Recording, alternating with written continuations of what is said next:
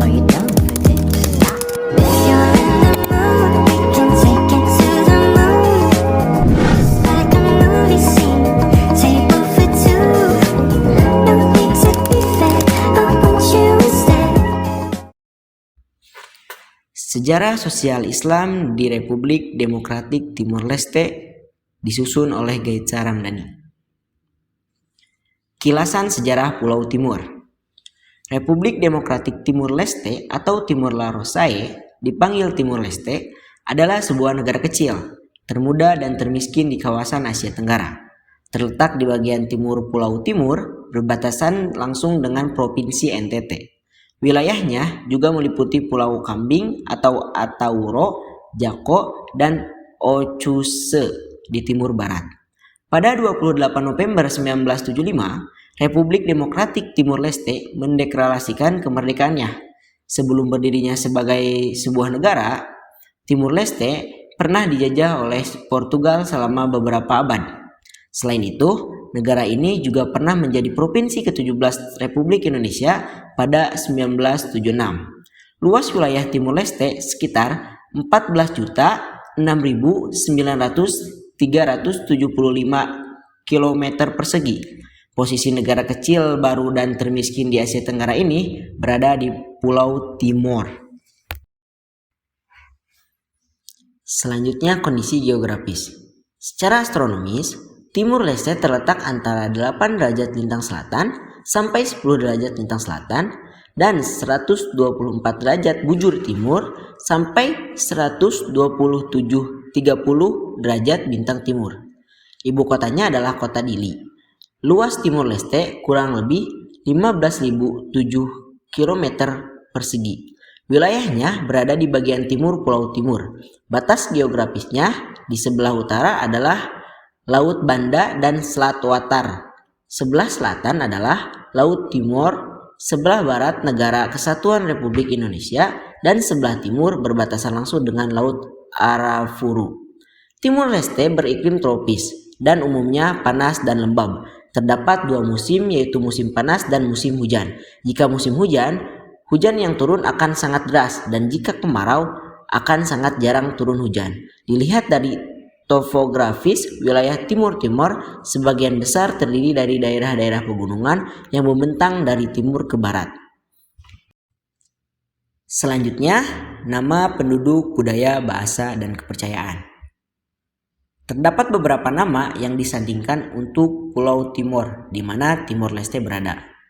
Emmanuel Lelo Talok, seorang budayawan NTT, mengajukan beberapa nama tentang Pulau Timor dalam sebuah tulisan berjudul Asal-Usul Nama Timor yang disampaikan pada acara temu alumni FTW Kentungan USD di Yogyakarta Mei 2017. Pertama, nama Timor didasarkan pada letak geografis, bahwa Pulau Timor terletak di ujung Kepulauan Sunda Kecil atau Kepulauan Bali, Nusa Tenggara. Karena letaknya yang paling ujung di sebelah timur, maka Pulau Timor diberi nama Timur dalam bahasa Melayu, kemudian berubah sesuai dialek setempat. Rustik dari timur menjadi timor, seperti kata saudara dalam bahasa Melayu diucapkan menjadi kata saudara. Kurban menjadi korban, dulu menjadi dolo, dan timur menjadi timor.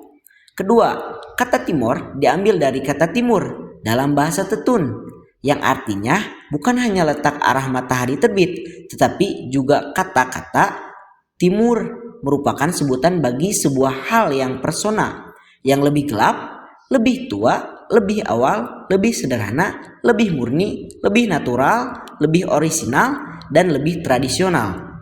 Lawan kata timur dalam bahasa Tetun adalah Malay, yang berarti lebih cerah, lebih terang, tetapi sekaligus lebih baru, lebih modern, sesuatu yang rustik dari luar, bahkan pendatang.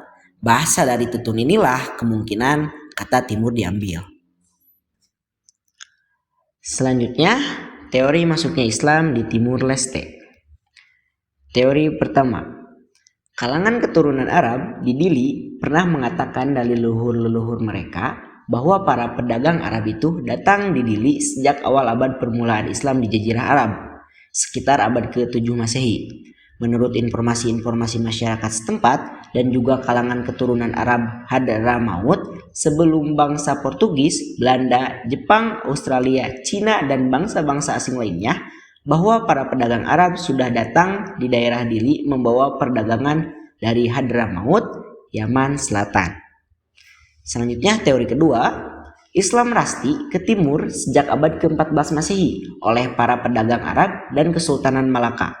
Teori ini didukung oleh alur masuknya Islam dari kerajaan Samudra Pasai hingga ke wilayah Indonesia bagian timur, termasuk ke Timur Leste.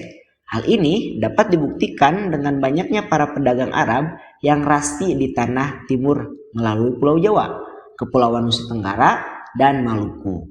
Selanjutnya, teori ketiga menyatakan bahwa Islam masuk di Timur Leste bersamaan masuknya Islam di Pulau Sumbawa antara tahun 1540 sampai 1550 Masehi, dibawa oleh para mubalik dan para pedagang Demak.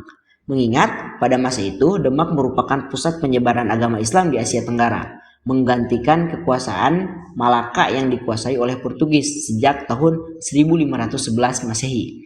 Diperkirakan penyebaran Islam dari Demak tersebut melalui Nusa Tenggara Barat, Lombok, dan Sumbawa, setelah itu langsung menembus Pulau Timur.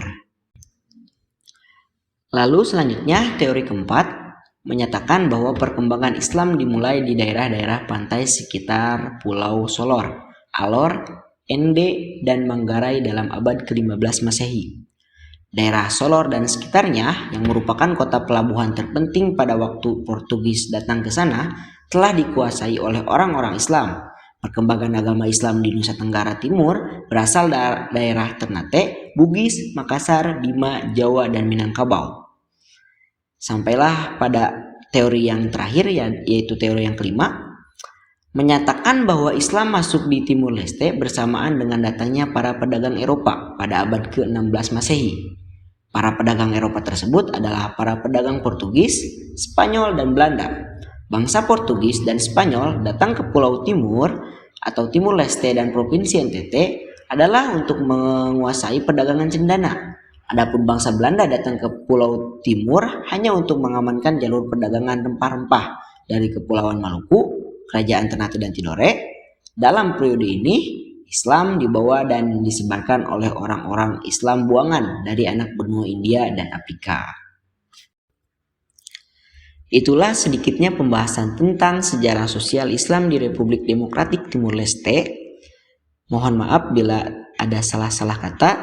Yang benar berasal dari Allah dan yang salah berasal dari kebodohan saya. Ditutup saja dengan doa. Rabbana atina fid dunya hasanah wa fil akhirati hasanah wa qina adzabannar. Wassalamualaikum warahmatullahi wabarakatuh.